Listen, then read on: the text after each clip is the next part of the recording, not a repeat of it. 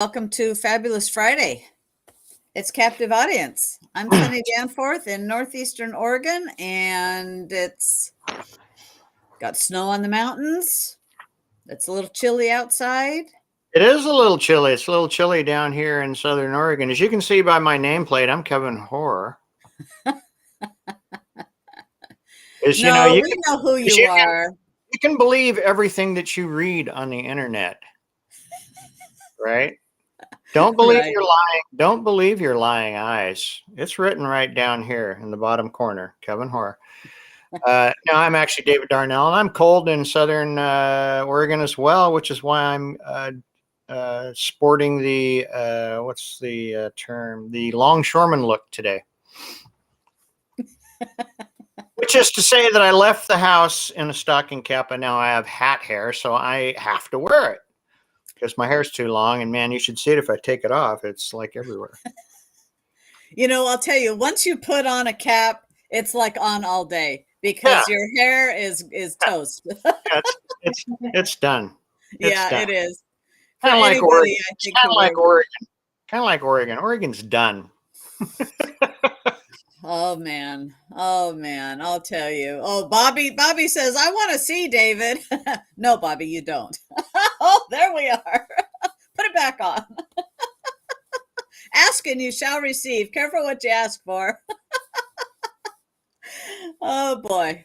Yeah, when Kevin comes on Monday, tell him that you saw him on Friday with hat hair. Or at least you were pretty sure it was him because it said Kevin Hoare, so you know. Right. Well, yeah, Oregon is it's definitely not looking good in Oregon. That's for darn sure. That's for darn sure. I shouldn't say that. I mean, we got rid of the supermajority, so we're better than we were, and we picked up a CD seat. And I don't know about other counties, but I know at least in our county, we picked up good seats, city council seats. We had a progressive running for county commission, which just can't fly in a county like Josephine, and he didn't do well. And we defeated a rotten sales tax. And I'm not sure how we decided. I honestly really don't know how we decided on the psilocybin question, which I think was on everybody's ballot this year, because it was worded so oddly. Yeah. It was worded weirdly. I'm not sure how it got past it. So I don't know. Some people say if it got, if it was prohibited, then that was a good outcome. Some people say if it was not prohibited, then that's a good outcome. But we did okay. We did better in Oregon. I was renumerating on this a little bit today. We did better in Oregon than we had probably done since 2010. 2014, 2012, we lost a few seats. 2014 was a slaughter. 2016, we picked up the Secretary of State's office, but we lost more seats in the legislature. And I believe, if I'm not mistaken, that's when the supermajority started. We didn't do well, obviously, in 2018. I think we did, we didn't do well in 2020. I would say 2022 has been one of our best years in quite some time, our best cycles in quite some time. Well, I'll tell you, getting rid of those supermajorities is a big deal, and I talked about that on Wednesday. It was just me solo, but we have to talk about the wins that we did get. And as you and I had talked previously in the week, how difficult it is when the Democrats outnumber the Republicans at the rate that they do in our state, considering we did do well. So we didn't get the governor's race, but we had gains, and in our county we had gains as well. So we've got to take the gains where we got them. And look at Portland, even picked up a really good city councilman. That's true. Yeah. And got rid of a really horrible city councilor, probably one of the worst in the nation. I think if you were to put them all up next to each other. So yeah, the good news is the majority of Oregon geographically remains Republican. So, good. Multnomah County can, I guess, just do their thing. And apparently that's the way they like it. We'll have to live with the consequences. And and learn. There's a lot of a lot of gnashing of teeth and wailing after elections in Oregon. Yes, there is. And perhaps more so in this one than many others, because I believe there was a huge expectation that we would pull out like a statewide win with governor, even though the polling never indicated that we were, probably not much out of the, maybe just a tick outside of the margin of error. But there's always a lot of wailing and gnashing of teeth, and I think it just it reminds us. I mean, I'm just constitutionally incapable of just loitering in the problem, and I think it reminds us that we have a lot of work to do, and that there are a lot of things that we can do. And I think one of those things is we need to kind of look around some of the other states perhaps that are not quite so Democratic and even just a little bit Republican, and see how those Democrats are pulling out those wins. I think there's been a kind of a shift. Somebody wrote an article about this, and I forget who it was, or maybe it was just some comments, but they said that Democrats are shifting, and I think we saw this in the 2020 election as well, are shifting from rallies and signs and all that stuff, and sign waves and big speeches and all that stuff, and they're shifting their focus, their time, and their energy, and no small amount of their money in the mechanics of getting ballots through the door and counted. And I think in the state of Oregon, where we can do that, I think Republicans would do well to start focusing on the same thing, because we have a 20, 25, 27 day, whatever it is, it probably ends up being like a 25 or 26 day period in which we can harvest, if you will, and I don't mean that in a bad way, but 26 day period where we can get ballots into the county election clerk and get them counted, and maybe that's what we need to be concentrating on. So I'm not sure that holding our ballots until the last day and then hoping for some sort of surge that didn't come in a lot of places is the best strategy. Well, as they say, insanity is doing the same thing and expecting different results. So we have to, mix it up, do better, do more. And as you have often said, David, we have to increase our numbers. It's a numbers game. It is. And so this, I think a strategy is absolutely going after the inactive voters, those that didn't turn in their ballots, and, reach out to those voters, the NAVs that lean Republican, and get them to change their voter registration to Republican, and encouraging people to vote. It is about the ground game and encouraging people to vote. We can't just go accept, well, people just don't want to turn their ballot in. We have to have voter education, voter inspiration, voter conversion. Well, yeah. And if we have to, I was talking with someone today, I should say emailing with someone today, about how, okay, right now, there's going to be, during our election, there was somebody who came into our campaign office and said, my ballot hasn't counted in the last 3 elections because of signature issues. Well, duh. Why didn't they fix it the first time or the second time or the third time? And right. I said, you have to. They were still within the time frame. I said, all you've got to do is fill out a voter registration form and go turn it in, and with your new on paper, pen to paper. And so we as a party, I think, need to be going after those people that have signature issues, because if we have to help hold their hand and get them in there, if that's what it takes, then let's go do it. Yeah, well, I think part of our strategy is not just begging people to vote, but show up at their house and get their ballot. I mean, let's sample scenario. If 2026 is all things being equal, maybe sans the spoiler candidate. Let's say we don't have a spoiler candidate. But if all things are equal in 2026 as they were in this midterm election, 2022, if we drive to the homes of the people that we know are going to vote in 2024, but didn't vote in 2022, and we pick up their ballots and we bring them in, we will win in 2026. You know what I'm saying? I think, I think that's where we need to be. I think we need to get rid of this whole hold your ballot, because that's how they figure out how much to cheat by strategy, and get to out there and get the freaking ballots. I mean, drive down to the nursing home, all the retirement homes outside of Multnomah County, probably ones inside of Multnomah County.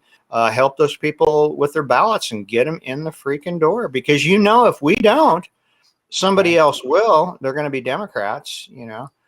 So that's kind of the way I look at it. It's legal in the state of Oregon, right? I mean, it's legal to drive up and down your block and get every one that you possibly can. And I think that's what we need to do, because that's what they are doing. They're using that time between when the ballots are delivered by mail and when the ballots are supposed to be postmarked or in the clerk's office. That 20-day period, I guess it is. Yeah, 20 days. So it's 19 or 20 days we have to do that. They're using that to their full advantage and are getting every ballot they can in through the door. Now, they don't necessarily need to, right? I mean, they have 300,000 more votes than we do. So they could win statewide just on sheer mathematics. But they want to win at counties, and they want to win in the cities, and they want to win at school districts. They want to win everywhere they can possibly win. And so they're going to do that every single election. This coming May, we have school board elections. Probably one of the most critical elections there is. And we know that we won't even have 40% of our people show up. I mean, think about that. So, I mean, if we could just increase that to 60, if we can increase that to the same amount of people that voted last week, we would absolutely wipe it out. So here in Umatilla County, we had the Republicans turned out 76.6%. There's room for improvement. Let's try to get as high as Wallowa County does. Yeah, I mean, actually, Josephine County was 81. So, okay. Yeah. I mean, in Wallowa County, what did they vote in the 2020 presidential election? 88, 89, 90? Yeah, it was super high. And this is the thing is there's no reason. The ballot you receive it in the mail. You don't even have to leave your house. But we do need to get it turned back in, of course, in our favor, right? But get it turned back in. And so we have to do better. And so Klamath had over 83% voter return and Republican voter return. That's awesome. That's what we need, and it takes a lot of hard work. It takes a dedicated team. It takes good messaging, but we have to do everything we can to help those ballots get turned in. And in fact, Patty said, let me get on here. She said they harvested ballots this year. So you know what? I would like to hear, Patty. Yeah. You're my hero. And you know what? This is what it takes. This is what it takes. Nice. It is what it takes. It's what the other side is doing. Right. And although that they can win, fairly handily statewide, without any of that, and without even cheating. They don't even need to cheat, and they probably cheat some, I'm sure. But they'd love to have Klamath County. They'd love to have Josephine County, Umatilla County. I mean, they'd love to have some Democrat, in some office there, because they're all about that. They want complete and total control. And if we were to do the same thing, I mean, here's the fact: if we'd been at 88 or 89% statewide Republican turnout like we were in 2020, yes, Christine Drazen would be the one telling Pat Allen that she's going to fire him. Absolutely. And so, but Marjorie Davis, 100%. Marjorie Davis, that's a good segue to Pat Allen's story, but I just want to say something on this. She says they have a different climate in the metro area. Spent a lot of time explaining why voting was important, but there's a feeling that voting doesn't matter. And that's where we have to, that's voter education going no. And the messaging, even though we had 3 showings here in Umatilla County of 2,000 Mules. After every showing, and it was our party that put that on in 3 locales, 3 cities, I spoke about please don't be dismayed. Don't be complacent. We have to vote. We have to vote our way out of this. But this is just be aware that this kind of thing is going on. Keep your eyes open, pay attention. And if you see something hanky panky, report it, document it and report it. But at the same time, we can't be complacent. We have to get out the vote. So, yeah, we do.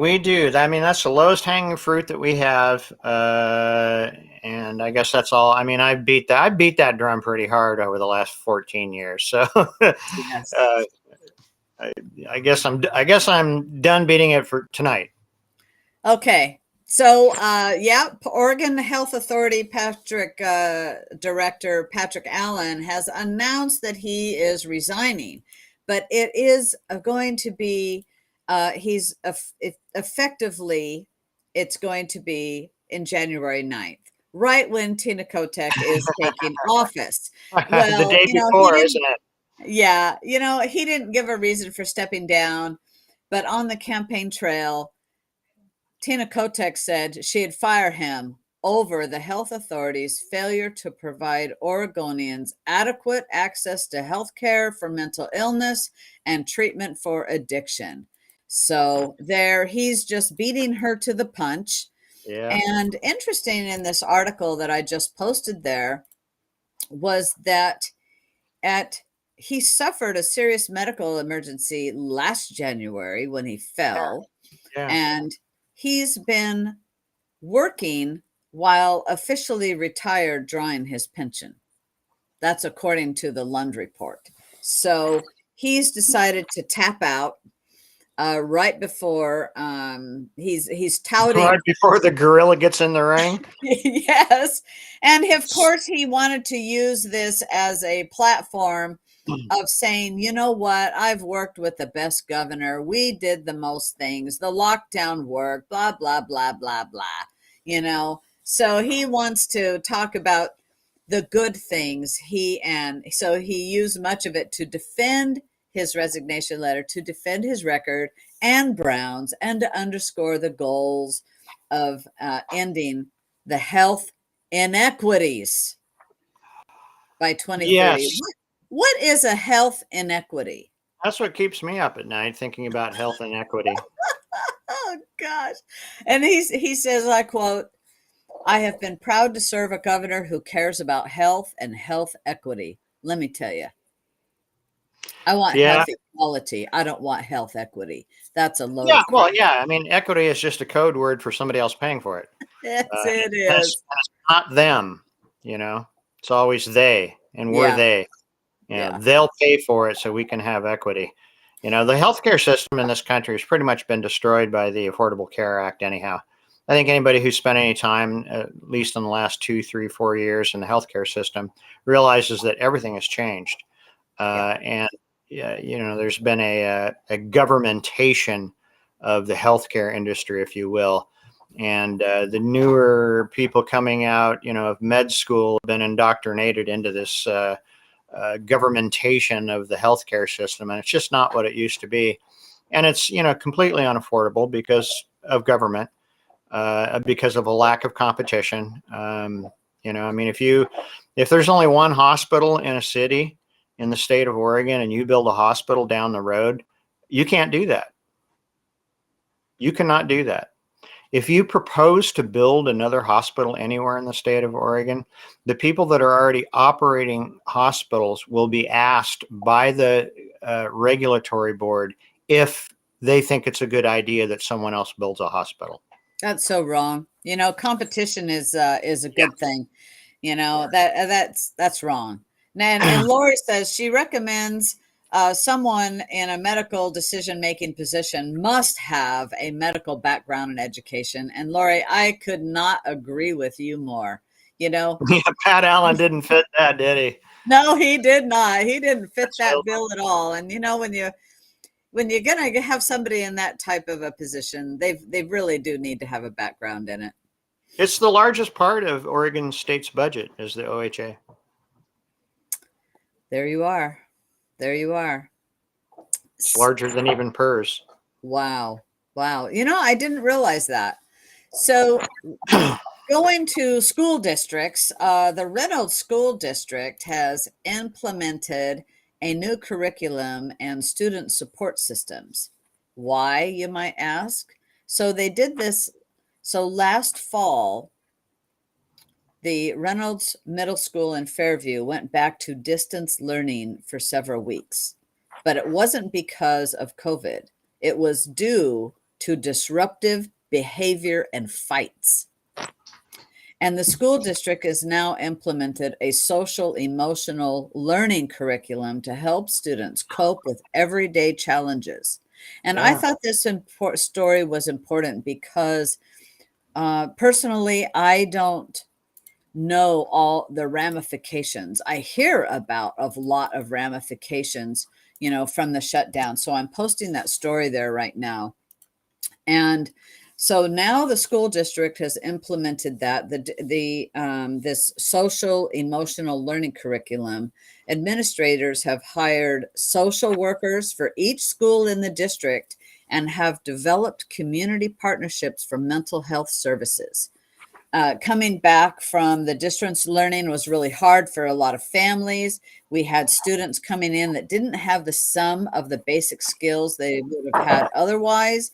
We had a large number of kindergarten students that hadn't been potty trained, a large number of second and third graders who struggled with making friends and being in rooms with that many people.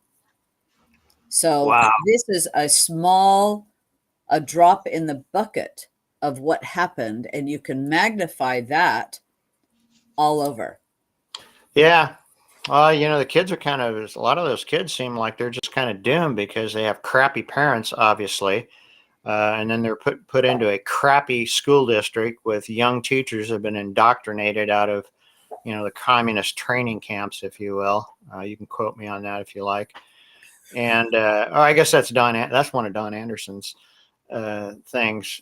You know, and man, I don't know. You know, yeah, it's, you know, it's hard to believe that that the school systems could do any worse than they already are, but apparently they have, and now they're dealing with the consequences of that.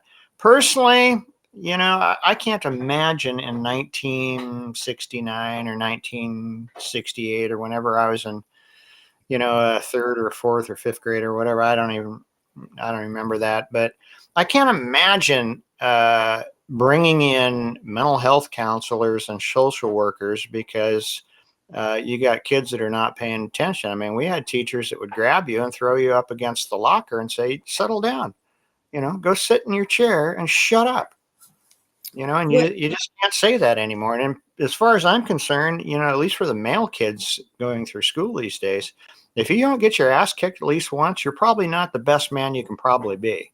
So, Well, you know, I'm sure, David, you grew up a free range kid, right? I'm going to guess. yes. Okay, so I grew up a free range Eight kid. bugs outside. I grew up a free range kid, and we also, in our growing up, we didn't have the electronics that kids do now. It's a totally different environment that children can be entertained, isolated entertainment, and they don't have to go and use their own imaginations outside playing something, inventing something, imagining something, creating um, forts and you know whatever you know the little kids did. I mean, I remember going out and playing with my friends, and I remember third grade. Um, I remember third grade pretty well, and second grade too, actually. And Now so I'm I starting to can't remember my third grade imagine. teacher. I can't imagine these having counselors in as well, but this is so sad. This social emotional learning that was inhibited by this lockdown. And so here's another quote from this article. Our students are really going to struggle to get their needs met in a math class if they don't know how to ask a question, if they don't feel a sense of belonging, and if they're not able to engage with the agency and the responsible decision making that it takes to stay up on the homework and to maintain that progress. But a lot of that falls onto parenting. It does. You stated that like right in the beginning. But if the parents are gone, they're working, it's a difficult deal. And when you have children, they are your responsibility. Yes. So the one number the district is looking at to measure the success of this new program is attendance. That number has dropped significantly statewide, but Reynolds is way below the state average. Regularly attending students last year made up only 40% of Reynolds High School, 38% of the middle school, and 32% of their elementary school. Well, I'm glad to hear that. It means good parents are choosing alternative educations, and crappy parents are probably just keeping their kids at home, which, given the education that's available in the public school system, it's probably better. Yeah, so now I'm reading a few of the comments, and you know what? We also had discipline. I see some of the comments here, and we did have discipline. And when discipline stopped allowing that in school, that's a lot of our social problems in the United States. That's when a lot of them happened. People are not held accountable for their actions. There's no repercussions for their actions. No. Everybody gets as free range kids, if you're out in the playground or at the park or wherever you were free ranging, if you said the wrong thing to the wrong person, you get punched. And that's I think that's a great lesson. Now, if that happens, the police are called and charges are filed. Nobody gets to learn the lesson. Discipline is a good thing, because it's just like, you don't put your hot hand. A parent says, no, don't touch the stove top. They do it for a reason. You touch the stove top, you know what? You don't do it again. You learn your lesson and you don't do it again. And a little spanking, that's all right. Yeah. All of us survived it. Mm-hmm. That's for sure. So,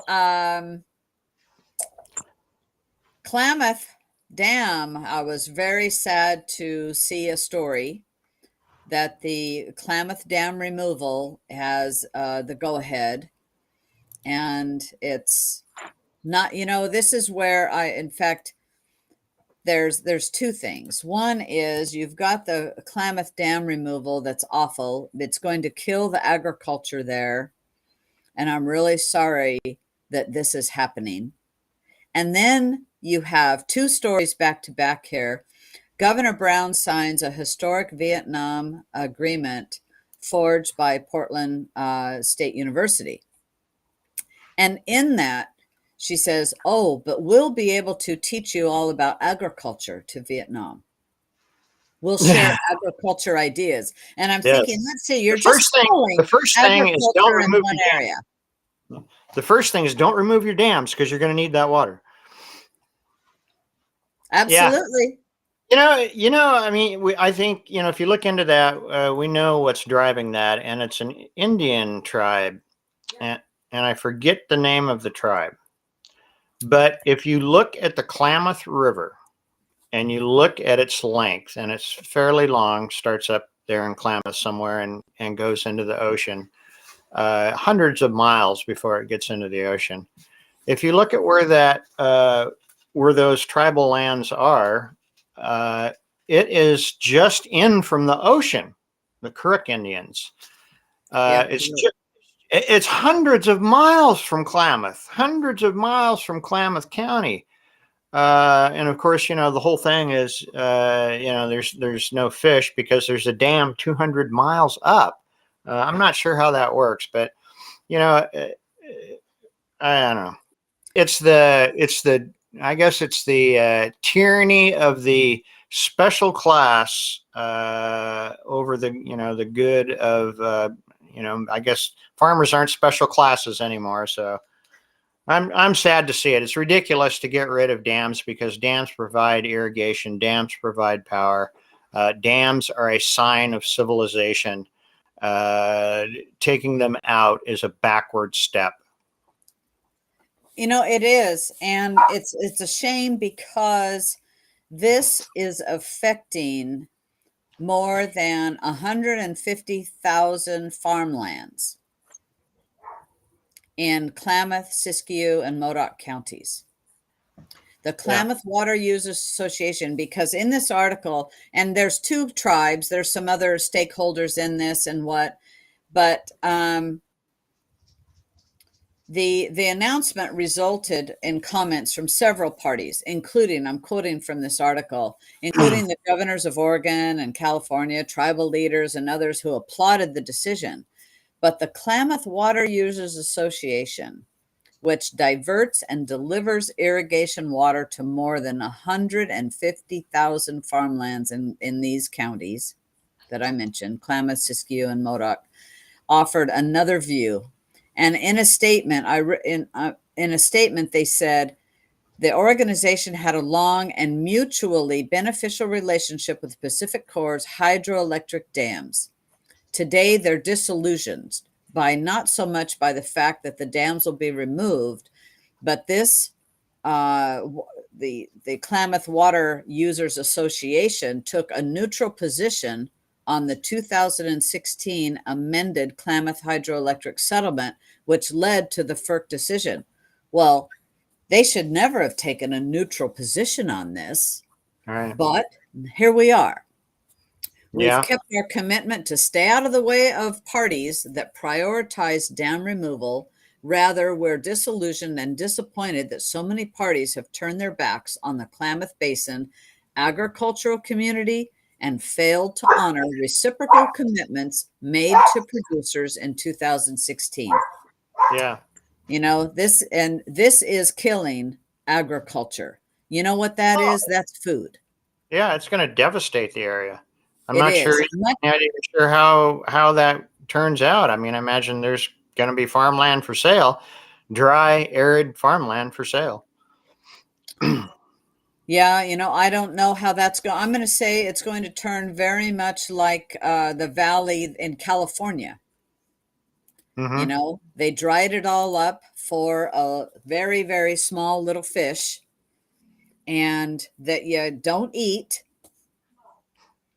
And here Patty says, yeah, Bill Gates wants us to eat bugs. So it is trying to reduce. Oh, there we go. We could go to bug farming, right, Patty? Klamath Basin could become the bug farming capital of the world. Ooh, grasshoppers and caterpillars. Oh my gosh, I can't wait to see those on the menu. Yeah. Yeah. There'll be no crops to eat, so you may as well grow the bugs, I guess, and sell them to Portland. And it's also what's bad is dams are commerce, dams are agriculture for, water for agriculture, and it is also flood control. It is. There's Can you imagine what Umatilla County would look like if they removed the dams on the Columbia River? Oh, a desert, absolute desert. A desert, like it is. Why I live in the high desert area. It would be really crappy rangeland, is what it would be. Absolutely. Absolutely. And so, yeah, that's not a good thing. Hey, you heard about Twitter employees leaving in droves, right? I heard that the guy that owns it issued an ultimatum to him, and I did see a short video of several Twitter employees look like they were in a Twitter office counting down from 30 seconds to when that edict was in force. So I'm not sure what he said. I think he wanted them to go to work. I think that's what the deal was. Yeah, he gave them a hardcore ultimatum. He said, "You know what? We got work to do. So I want you to sign on to a." He said, "I want you to sign on to." He set Thursday, yesterday at 5 o'clock, to sign on to this his workplace pledge that we're gonna hardcore work. We've got a lot of work to do, and you. So he gave him an ultimatum: commit to hardcore work environment or be fired. And the I read something the other day. I don't know if it's true. You can't trust everything, even if on social media, but it said that he took away all the special lunches and what have you. You know what? You're on your own. And Recess and nap time. Yeah, right. And so I would say that there's like a whole bunch of them have left, and you know what? There you go. It's the snowflake crowd going, I don't want to go back to the office. Yeah. Or whatever, whatever it is. And you know what? He's the boss of the company. And if you want the job, there you go. He just laid the ground rules. He also says that he's going to be looking for somebody to take over Twitter, run the company for him. He's got a lot of irons in the fire, Elon Musk does. Yeah. And so we'll see how that all transpires. I'm not on Twitter, so I don't know. Well, Jordan Peterson and the Babylon Bee got their accounts back today. So there's a number of banned accounts that are coming back. So that's good to hear. Well, I think that's good news. I really do think that's good news. And gun sales are skyrocketing in Oregon with the passage of Measure 114. And that is highly, highly unconstitutional. And I was reading a little bit of a story about this, because something that I didn't realize in this article that is Oregon Live, and it said, of course, people are rushing out to buy guns. They've got like 20,000 people that are waiting for a permit right now. But this part is under Measure 114.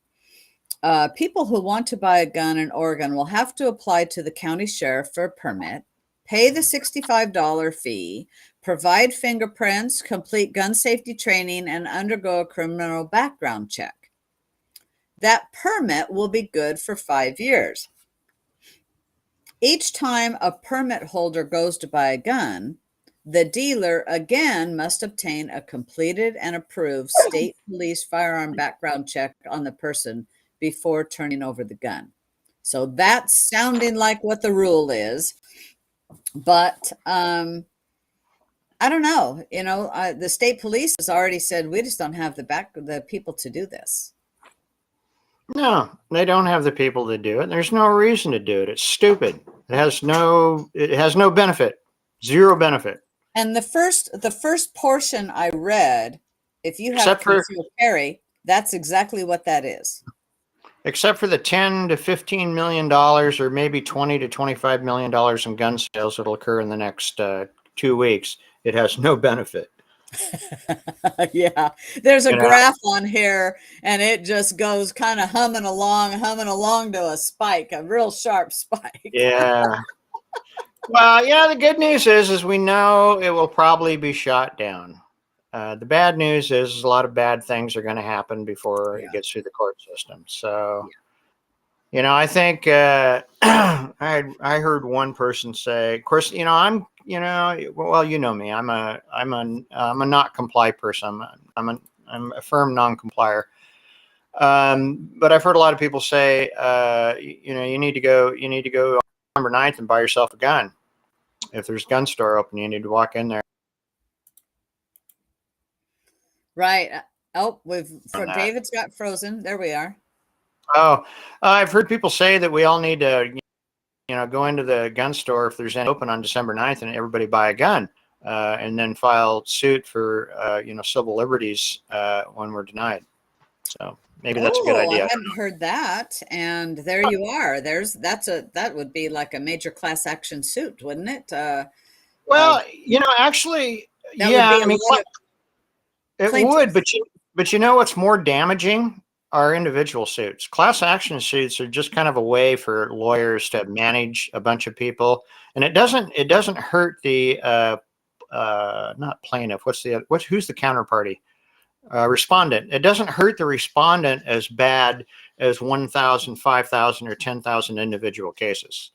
So Well, you're right there. And when you have a lot of those cases, maybe it will help expedite it to the Supreme Court sooner, yeah, or the Ninth Circuit Court at the very least. This is, yeah, it's bad, bad, yeah. bad, bad. And I've heard a lot of people say, "Hey, just go ahead and carry on just like you were." And at the very moment you get cited, then there you go. You have another lawsuit. I don't think they arrest you, do they? Maybe they do. I don't know. I don't know. I I don't doubt it. I know. mean, I don't. They have no place to put you. What are you in for? Oh, I had an 11-round magazine. you know. Right, right. I had a 14-round magazine. Yeah. God grief. I think. Let's go get the real criminals. Yeah, We no don't need kidding. gun laws for Yeah. us. We If you want need to take guns away the from laws on people, the books. Yeah, take it away from criminals. Go take the guns away from the criminals. Once you've taken the guns away from the criminals, then come back and talk to us. Right. We're not So, killing people. We're not robbing people with guns. We're not even, for the most part, shooting our neighbor's cat. Some of us do, I guess, but, most of us don't. We're just not committing crimes with guns. We submit to all these right. infringements, the background check, an infringement, the ability to not buy any weapon we want, an infringement, the prohibition against building our own gun with no serial number, an infringement, not having automatic weapons, an infringement. I mean, it just keeps going and going and going and going, a little bit at a time, little bit at a time, little bit at a time.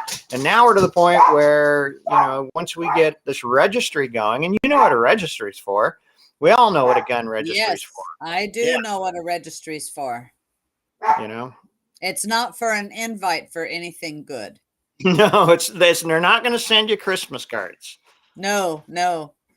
But you know what, David? We do have one good story. It's not necessarily in Oregon, but we have good stuff happening in Oregon. We know that, but this story is out of Pennsylvania, actually, and Philadelphia. Philadelphia District Attorney Larry Krasner is impeached. Good. Well, the reason this is good news is because this is a George Soros DA. Just like And so Multnomah County's Mike Schmidt. there we go. So Yeah. on Wednesday, Pennsylvania House of Representatives voted Wednesday to impeach him. And he has just recently won, I don't know about how recently, but he had won re-election. And he got impeached by a vote of 2/3, 107 to 85. And Nice. he's impeached. So the Pennsylvania Senate is removing him from office. And, Good deal. George Soros helped this guy get elected. Yeah. Good. Sorry, George. Yep, George. And George, he has spent 29 million on district attorney campaigns across the nation in the past 6 years.